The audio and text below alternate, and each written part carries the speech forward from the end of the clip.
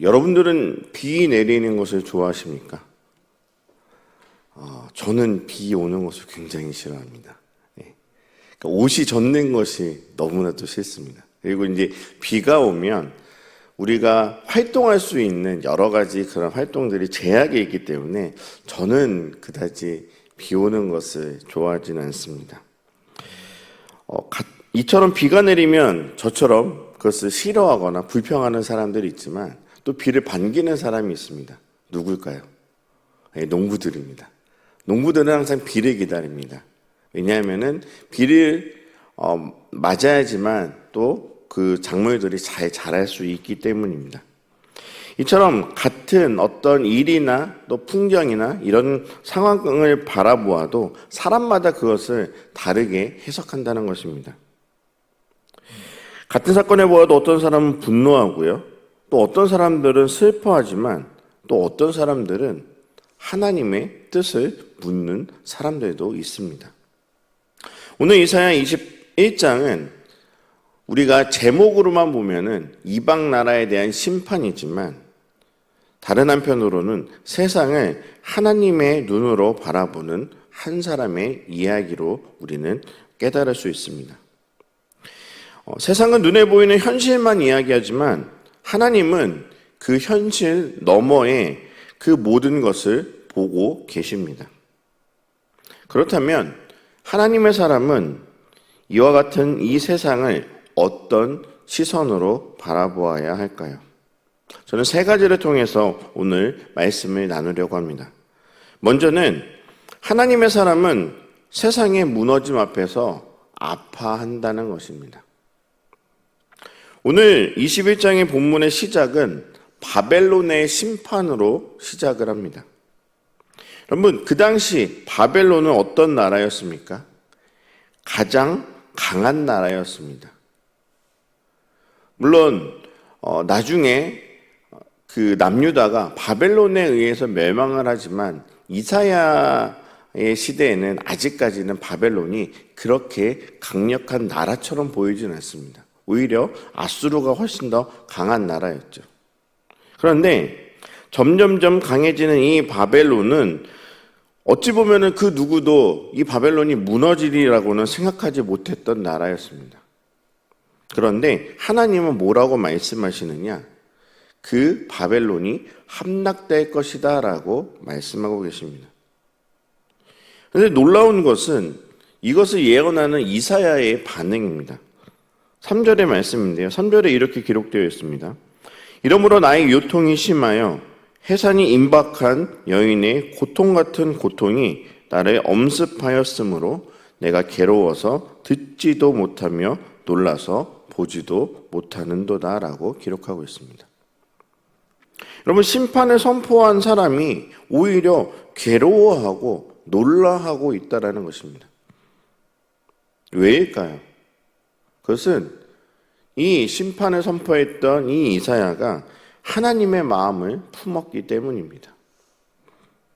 하나님의 사람은요, 남의 실패를 즐거워하지 않습니다. 누군가 넘어졌다는 소식을 듣고 기뻐하지 않는다는 것입니다. 오히려 그 무너져가는 모습을 보며 비난하기보다는 마음을 아파합니다. 예수님께서도 예루살렘 성을 바라보시며 눈물을 흘리셨습니다. 어찌 보면 곧 심판받을 성이었지만 주님은 그 성에 있는 그 많은 이들을 생각하며 아파하셨던 것입니다. 하나님의 마음은 심판에 있는 것이 아니라 바로 그 심판을 통하여서 회복하기 위함임을 우리는 이 예언서를 통하여서 알 수 있는 것입니다. 여러분, 여러분들의 마음은 어떠십니까? 오늘 이 시간 여러분들의 마음은 중요합니다. 여러분들의 가정의 문제를 바라보면서 또 아니면 교회의 어떤 연약한 부분을 바라보면서 또 아니면 이 나라의 또 안타까운 그 모습을 바라보면서 여러분들은 비판만 하고 있지는 않은지 아니면 눈물로 기도하고 있는지 우리의 모습을 돌아보아야 하는 것입니다. 하나님의 사람은 비판하기보단 하나님의 마음으로 그들을 바라보며 아파하며 기도하는 것이 바로 하나님의 사람임을 기억하시기 바랍니다. 그런데 여기서 한 가지 질문이 생깁니다. 이사야는 어떻게 이와 같은 하나님의 마음을 가질 수 있었을까요?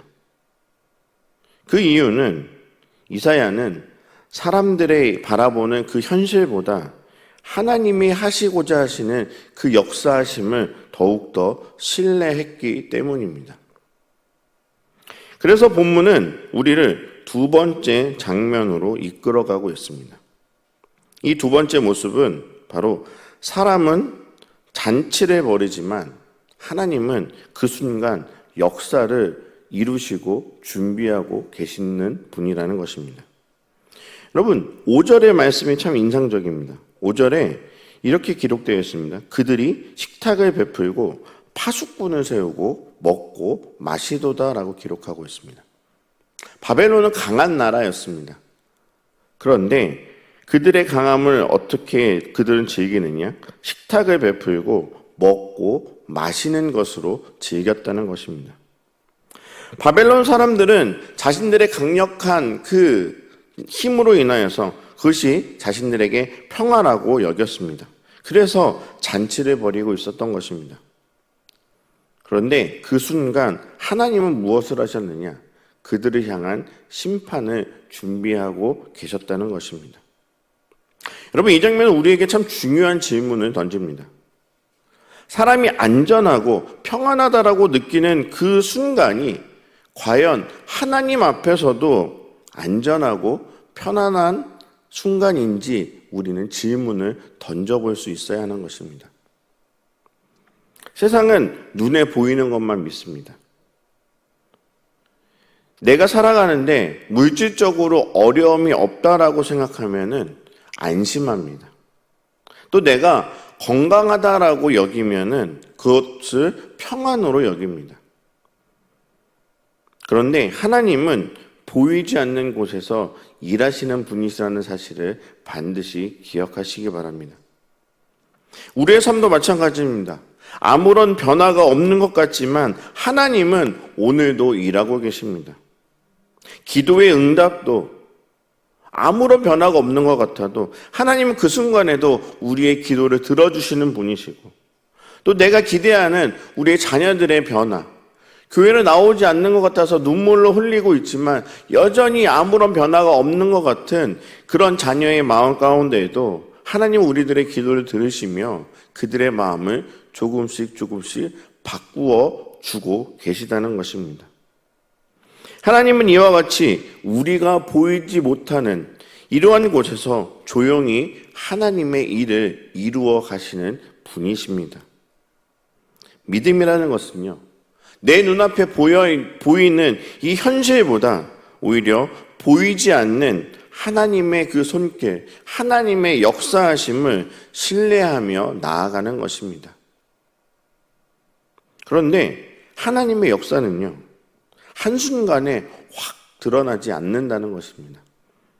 기다림의 시간이 있고요, 또 침묵의 시간이 있고, 밤과 같은 그런 암흑과 같은 시간이 존재하기도 하는 것입니다.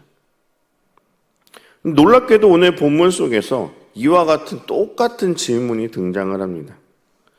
하나님은 이 질문 앞에서 소망의 말씀으로 대답하고 계십니다. 그것이 바로 세 번째 우리가 이 말씀을 통해서 나누고자 하는 것입니다. 바로 하나님은요, 오늘도 우리에게 아침이 온다라고 말씀하십니다. 11절과 12절에 독특한 장면이 나옵니다. 그것은 한 사람이 파수꾼에게 이렇게 질문합니다. 파수꾼이요, 밤이 어떻게 되었느냐라고 질문을 합니다. 이때 파수꾼이 뭐라고 대답하느냐? 아침이 오나니 밤도 오리라라고 대답을 합니다. 여러분, 밤의 끝은 무엇입니까? 밤의 끝. 네, 지금처럼 우리가, 제가 나올 때만 해도 어두웠거든요. 지금 이렇게 밝아오는 것처럼 아침이 바로 밤의 끝입니다. 여러분, 아침이 됐다고 해서 영원한 낮이 있습니까? 아닙니다. 또 시간이 지나면 우리는 밤을 맞이하게 됩니다.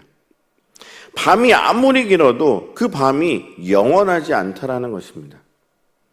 하나님은 반드시 새 아침을 우리들에게 허락하여 주십니다. 여러분, 우리의 삶에도 긴 밤이 있습니다. 병으로 인하여서, 또 자녀의 문제로 인하여서, 또 때로는 경제적인 어려움으로 인하여서 기도가 응답되지 않는 것처럼 느껴질 때가 있습니다. 그러나 믿음은요, 밤이 없는 그 삶을 비관적으로 바라보는 것이 아니라 오히려 그 밤에도 하나님이 우리와 함께 하심을 믿는 것입니다. 여러분, 오늘 이 새벽 이 자리에 나온 것도 바로 그 믿음의 고백을 여러분들이 하나님께 올려드리는 이 살아있는 증거인 것입니다. 오늘 이사야 21장은 우리에게 이 세상을 바라보는 하나님의 시선을 가르쳐주고 있습니다. 무너지는 세상을 보며 함께 아파하는 마음, 또 보이지 않는 곳에서도 일하시는 그 하나님을 신뢰하는 믿음, 그리고 긴 밤 속에서도 하나님이 준비하시는 이 아침을 기다리는 소망, 이 세 가지가 바로 하나님의 사람의 모습이라는 것을 기억하시기 바랍니다. 혹시 지금 여러분들의 삶이 밤처럼 느껴진다면 낙심하지 마십시오.